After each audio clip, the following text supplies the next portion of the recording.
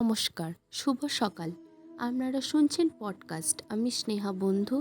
আজ আমি এমন এক রূপবতী জ্যোতির্বিদ্যায় পারদর্শী নারীর কথা জানাবো, তার কথা যদি গল্পচ্ছলে বললেও তার মুখের কথা সত্যি হয়ে যায়।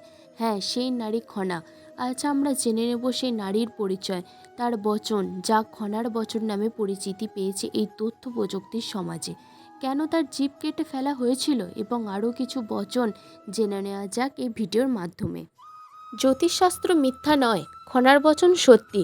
খনা ছিলেন সিংহলের রাজা ময়দানবের পৌরসজাত কন্যা। সিংহল হল বর্তমানে শ্রীলঙ্কা। আমাদের ভারতবর্ষে এক সাহসীর বীর বিজয় সিংহ লঙ্কা জয় করেন। তার নাম অনুসারে লঙ্কার নাম হলো সিংহল। এই সিংহল দ্বীপের রাজা ময়দানব ছিলেন খনার জন্মদাতা পিতা। একসময় রাক্ষস দানব সিংহল আক্রমণ করেন এবং রাজবংশে প্রায় সকলকেই নিধন করেন। একমাত্র খনাকেই বাঁচিয়ে রেখেছিলেন। খনা ছিলেন খুব রূপবতী ও গুণবতী।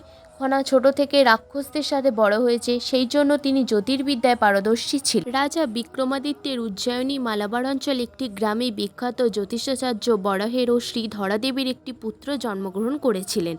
বরাহ জ্যোতিষশাস্ত্র গণনা করে দেখলেন তার পুত্রর আয়ু মাত্র 1 বছর। তিনি বারবার গণনা করে দেখলেন সে একই ফল পাচ্ছে। 7 দিন ধরে নানান মহর্ষির সঙ্গে আলোচনা করে বললেন বরাহের এবং ধরাদেবীর পুত্র মিহিরকে গঙ্গায় ভাসিয়ে দেবেন, এবং ধরাদেবী শোকে কাতর হয়ে পড়লেন এবং তিনি এই প্রস্তাবটি মেনে নিচ্ছিলেন না।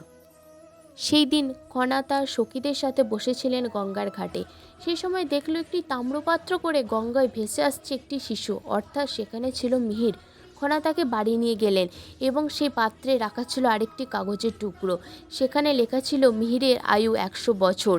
খনা তা দেখে অবাক হলেন এবং নিজেও নানা জ্যোতিষাচার্য করলেন এবং মহিষীদের সাথেও কথা বললেন এবং সেখানে এটি লেখা ছিল, হ্যাঁ, 100 বছরই মিহিরের আয়ু। তা দেখে খনা অবাক হলেন। খনা মিহির একসাথে বড় হতে লাগলো। একটি সময়ে তাদের বিবাহ হলো খনা ও মিহিরের। মিহিরের বড় হওয়ার সাথে সাথে তার মাতা পিতার জন্য কষ্ট হতে লাগলো এবং মা বাবার কাছে ফিরে যাওয়ার জন্য আবদার করলো খনার কাছে। খনা সব কিছুই বন্দোবস্ত করলো মালাবার যাওয়ার জন্য। সেখানে পৌঁছে বরাহ খুবই আনন্দ পেল তার পুত্রকে দেখে এবং পুত্রবধূকে দেখে। শুরু হলো আসল পর্যায়। দিনে দিনে খনার বচন চারিদিকে ছড়িয়ে পড়তে লাগলো। খনাকে খুবই সকলে ভালোবাসতে শুরু করলো। সেই দেখে বরাহ হিংসায় ফেটে পড়ল এবং সে সিদ্ধান্ত নিল খনার জিভ কেটে ফেলে দেবে। সেই জীবটি অর্থাৎ খনার জীবটি কেটে ফেলে দিয়েছিল এবং সেটি খেয়ে ফেলেছিল একটি টিকটিকিতে। সেই জন্য মানা হয়ে থাকে আজও পর্যন্ত যে টিকটিকি ডাকলে নাকি সত্যি হয়। খনার বেশ কয়েকটি বচন হলো, হাঁড়িতে দিতে গেল চাল, তার দুঃখ চিরকাল। অর্থাৎ হাঁড়িতে চাল দিতে যাওয়ার সময় যদি চাল পড়ে যায় সেটি সংসারের অমঙ্গল হিসাবে ধরা হয়ে থাকে। তাহলে আজ এই পর্যন্তই থাক।